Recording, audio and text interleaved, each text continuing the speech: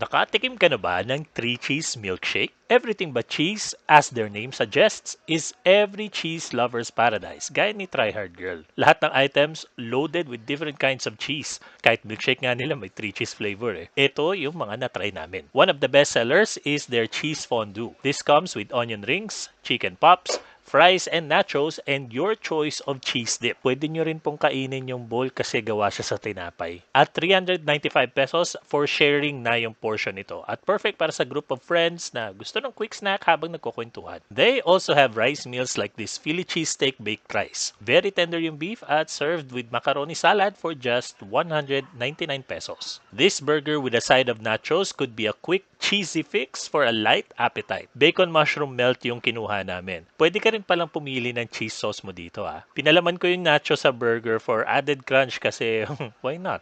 Kanya-kanyang trip yan eh. And of course, yung 3-cheese milkshake na binanggit ko kanina. Very thick and creamy ang texture at yung lasa naman, vanilla with a slight hint of cheesy saltiness. Hindi rin siya masyado matamis. In other words, masarap naman as far as milkshake goes. O ayan, visit nyo na tong Everything But Cheese dito sa ground floor ng SM North Annex ha. Malapit lang sila sa entrance facing EDSA. Like and follow for more.